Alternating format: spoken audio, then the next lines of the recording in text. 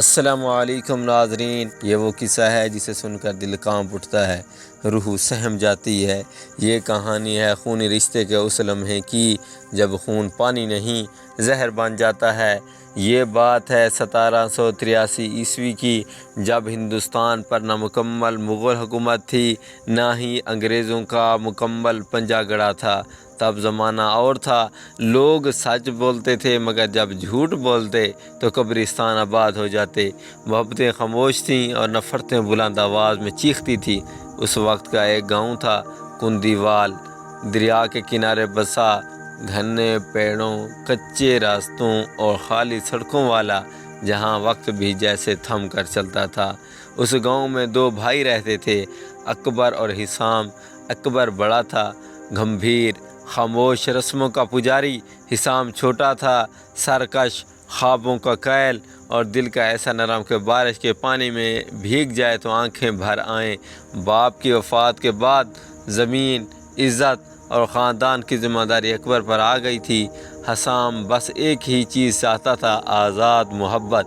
لیکن محبت اس نے وہاں کی جہاں اس کے خون کی اجازت نہ تھی۔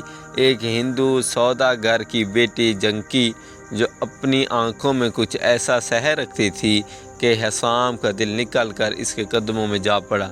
کچھ مہینے وہ دونوں چھپ کر ملتے رہے، چپکے سے پگڈنڈیوں پر چلنا، دریا کے کنارے بیٹھ کر سپنے دیکھنا اور اپنے مذہب، ذات اور خاندان کی دیواروں کو نظر انداز کرنا۔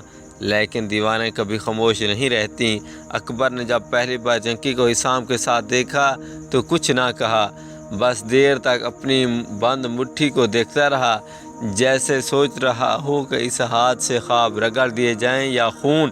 اسی رات اس نے مصلے پر بیٹھ کر دعا مانگی، پر زبان دعا مانگ رہی تھی اور دل بد دعا۔ کچھ دن گزرے، اکبر نے گاؤں کے بڑے پنچایت کو خبر دی کہ حسام خاندان کی عزت روند رہا ہے۔ پنچایت نے بلایا مگر حسام گیا ہی نہیں۔ وہ اپنے عشق میں اتنا اندھا ہو چکا تھا کہ اسے نہ بھائی کی عزت کی پرواہ تھی، نہ رسموں کی، نہ خون کی۔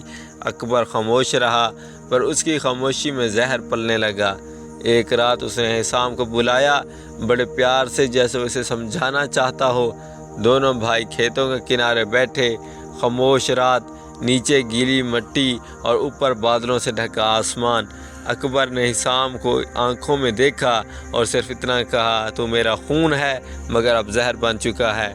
حسام ہنسا، اسے لگا یہ بھائی کا غصہ ہے، کچھ دن میں گزر جائے گا۔ اسے کیا خبر تھی کہ کچھ غصے وقت نہیں، خون مانگتے ہیں۔ اگلی رات حسام جنکی سے آخری بار ملنے جا رہا تھا۔ اسے خبر ملی کہ گاؤں والے جان چکے ہیں اور جنکی کو شہر بھیجا جا رہا ہے۔ وہ بھاگا، پاگلوں کی طرح، پاؤں میں کانٹے چبھتے رہے، مگر دل ایک ہی تصویر لیے دوڑتا رہا۔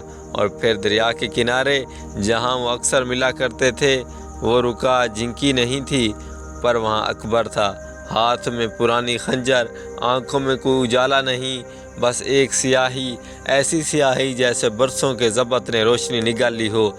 حسام رو پڑا، اس نے کہا، بھائی میں تجھ سے کچھ چھین نہیں رہا، بس محبت کر بیٹھا۔ اکبر نے خنجر نیچے کیا، ایک لمحہ خاموشی اور پھر ایک چیخ فضا میں اٹھی، جیسے وقت نے خود اپنا سینہ چاک کر لیا ہو۔ خنجر حسام کے سینے میں اتر چکا تھا، پہلے آنکھیں لرزیں، پھر جسم۔ وہ گرا، ہاتھوں سے مٹی پکڑی، جیسے زمین سے پناہ مانگ رہا ہو۔ اکبر گھٹنوں کے بل بیٹھا، اس کے سر کو گود میں رکھا اور رونے لگا، میں نے تجھ سے کبھی نفرت نہیں کی، بس رسموں سے ڈر گیا۔ جنکی بعد میں لاش پر آئی، چیخی چلائی اور اسی دریا میں چھلانگ لگا دی۔ لاشیں دو ہو گئیں، کہانیاں ایک۔ گاؤں نے کہا حسام دیوانہ تھا، دریا میں ڈوب گیا۔ جنکی کے لیے کہا گیا اپنے باپ کے ظلم سے تنگ آ کر مر گئی۔ اکبر خاموش رہا۔ سال گزرتے گئے، زمین بٹتی گئی، خاندان بستا گیا، پر اکبر کی آنکھوں کا رنگ سیاہ ہی رہا۔ ناظرین، اگر آج کی ہماری ویڈیو آپ کو پسند آئی ہو تو ویڈیو کو لائک کریں، ایک پیارا سا کمنٹ کریں۔ اگر آپ ہمارے چینل پر نئے ہیں تو کائنڈلی سبسکرائب کریں۔